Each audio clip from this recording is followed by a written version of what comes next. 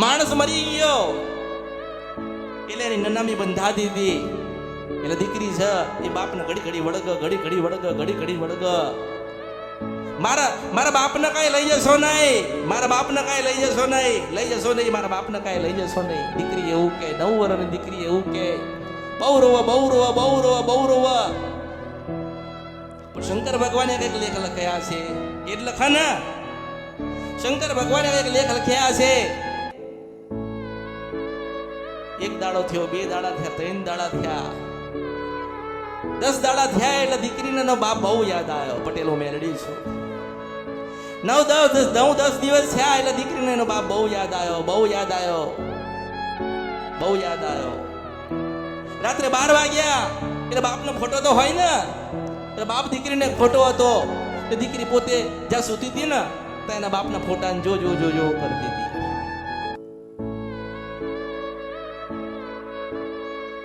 રોતી રાત્રે 12 વાગ્યા. રાત્રે 12 વાગ્યા એટલે એને એવું થયું કે મારા પપ્પા હતા ને, મારા બાપુજી હતા ને, મારા બાપ હતો ને, એ 2 અગરબત્તી મેલડી નહીં કરતા. આ સત્ય હકીકતની વાત કરું છું. 2 અગરબત્તી મારો બાપ કરતો.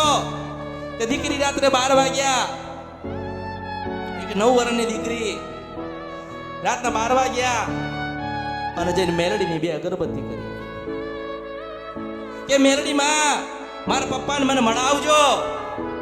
શું કીધું?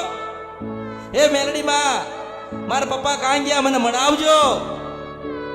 એવું કહીને રોઈને પાછી એ ઊંઘવા ગઈ. ત્યાં પાછો ફોટો જોયો. ફોટો જોઈને થોડું રોઈ. રોતા બાપને યાદ કરતા પટેલ ઊંઘી ગઈ. બરોબર 3 વાગ્યા અને એના બાપને લઈને ગઈ. હું મેલડી છો આ કળિયુગની અંદર. અને એને કીધું કે હું કળિયુગમાં સિંધ વંશપુર નદી કંદરપિયા મેલડી બોલું છું. તારો બાપ 4 કરોડના દેવા મરી ગયો છે. જો 12 જણને ના મારી નાખું ને ત્યાં તો વળી મારા અવતારમાં ખોટ પડશે. આ કળિયુગમાં મેલડી છો. એક 9 વર્ષની દીકરીને એનો બાપ મળાયો.